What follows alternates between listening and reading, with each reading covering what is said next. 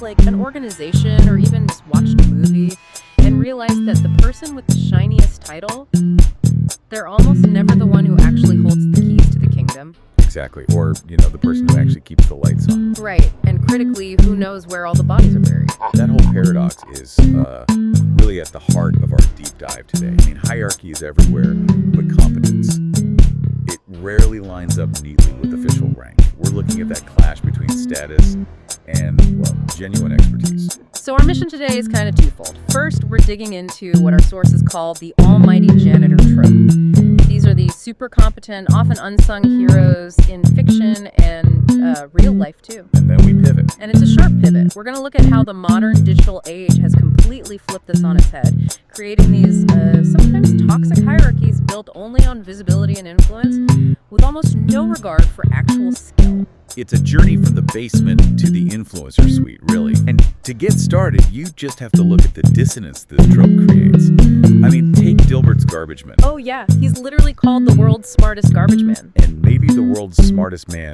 period. He's a gadgeteer genius. He's not just collecting trash. He's building, perpetual motion machines. And didn't he bring Dilbert back from the dead in one strip? He did. And when Scott Adams, the creator, was asked about it, he said something fascinating. He said, if you can't understand why the world's smartest man would choose to be a garbage man, it's because you aren't the world's smartest man. Wow. Okay.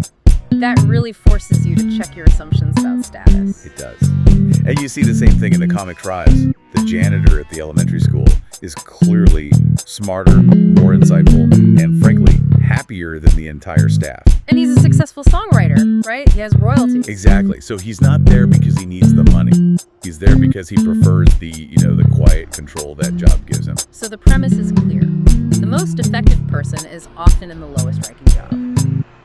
Let's get into the sources. Why is the janitor or the service worker such a perfect vehicle for this idea of hidden power? Well, symbolically, the janitor holds the ultimate institutional knowledge. They see the entire building, the whole system from the ground up. Management, meanwhile, is on the 20th floor looking at PowerPoint slides. That's played out almost literally in the game Subnautica. Your character survives this crash, and his official title was Chief of Non-Essential System Maintenance. Very fancy way of saying toilet. Glorified toilet cleaner, yeah. But by the end of the game, this non-essential guy has cured a planet-wide plague and saved every living thing on that planet. The non-essential person was the essential savior. What's so interesting is how that low status gives them access. It lets them into spaces other people just ignore. Take Audie from the game Control. The Finnish janitor. Right, the mysterious Finnish janitor who just appeared one day at the Federal Bureau of Control. Nobody remembers hiring him. Yet he knows everything. The secret layouts, the restricted areas. He knows the building's flaws better than the director and her entire staff. And the sources point out this incredible detail. The Finnish word for janitor. It literally translates to man of the house. Whoa. So it elevates his role from just cleaning to being the true guardian of the place. So is the almighty janitor just a metaphor for, irreplaceable infrastructure? Yeah. The person who solves problems not with authority, but with just indispensable knowledge. I think that's exactly the synthesis. It's about skill versus rank. The system values the administrator, but the real skill is often decentralized and, completely undervalued. Absolutely. Think about Zatoichi, the blind masseur. His title, Zato, was the lowest possible rank in the guild for blind people in feudal Japan. And yet he's an invincible swordsman. It's almost comical how much his skill outstrips his social standing. Or, in the digital world Mega Man, Rock was designed to be a housekeeper, a low-status utility robot. Dr. Wily completely ignored him. And then Rock becomes Mega Man, the super prototype, and he consistently beats all these newer, higher-spec combat robots. They all make the classic mistake of underestimating the guy who cleans the floor. Which brings us to a really crucial question. Why do these people stay at the bottom? It seems like it's often a deliberate, tactical choice. They're rejecting the admin that comes with a promotion. Exactly. Look at Wedge Antilles from Star Wars. He turned down promotions to general for years. He didn't want a desk job. He wanted to stay in his X-Wing. He only took the rank when he realized his subordinates were holding themselves back just to stay under his command.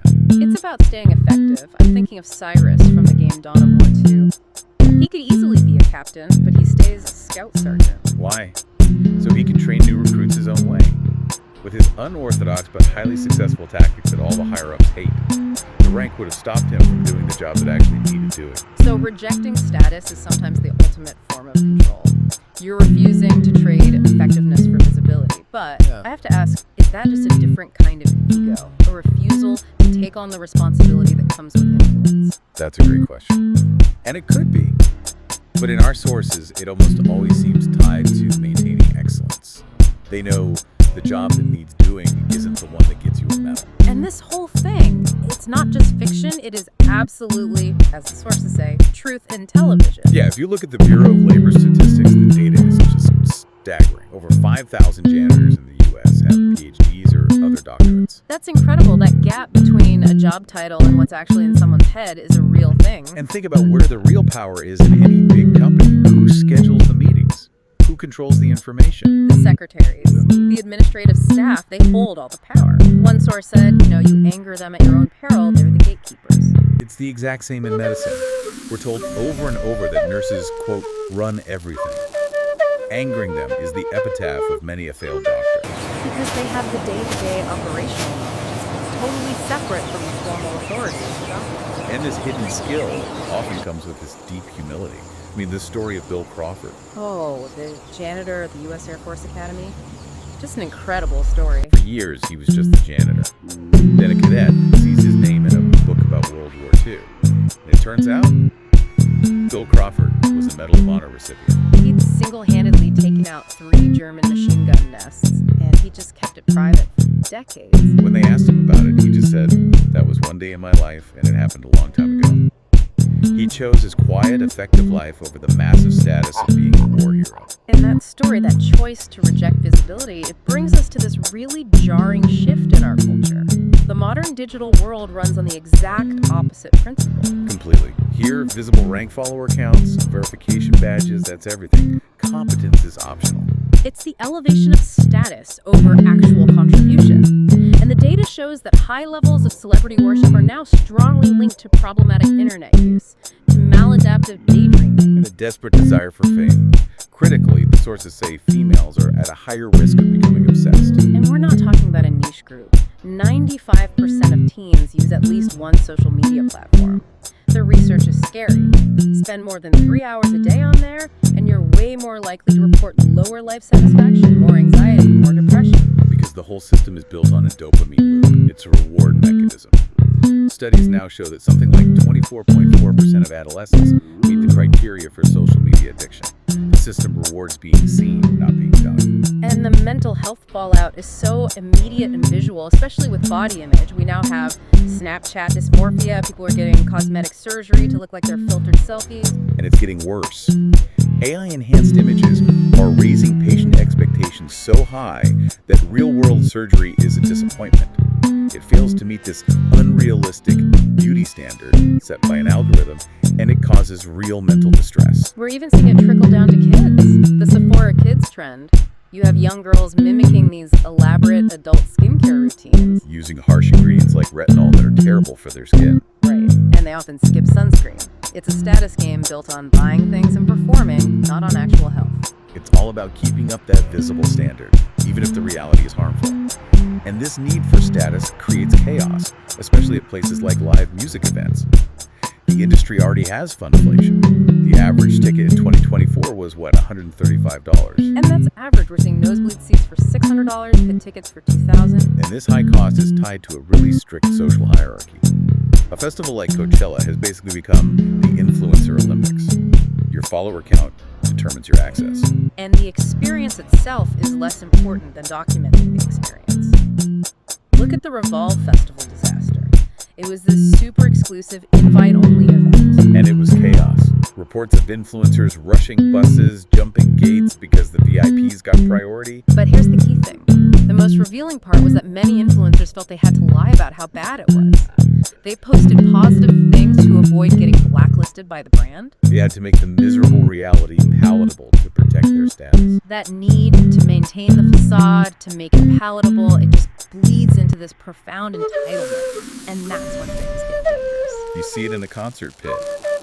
Lord Dobby having to shush her own audience, Kid Cudi and Harry Styles walking on stage. Bebe Rexha needing stitches because of fan threw a phone at her head, trying to get some kind of status-driven content. And when this hunt for viral status meets the real world, the results can be deadly. The influence of these trends just completely outweighs common sense. I mean, these TikTok challenges. The blackout challenge, which is just encouraging kids to choke themselves till they pass out. It's been linked to the deaths of several children, kids 12 and under. 3 minutes without oxygen can be fatal. Then there was the Neato microwaving challenge. It caused a young boy to get third-degree chemical burns, months of recovery, surgery, all from an exploding gel ball. And it's not just self-harm. The Kia challenge turned felony auto theft into viral content. In Milwaukee, Kias and Hyundais made up 66% of all stolen cars because of a trend that used USB cables. So let's bring this all back. We started this deep dive celebrating the almighty janitor, the unsung expert like Bill Crawford, who deliberately rejected rank because competence was more important than visibility. Yeah, that historical character, the janitor, he stood for authentic, necessary skill. But our culture has shifted so violently, we've gone from that to worshiping hyper-visible, often completely manufactured status. The influencer's performance is now more important than the expert's contribution. And it's leading to anxiety and real danger, all because we confuse popularity with actual value.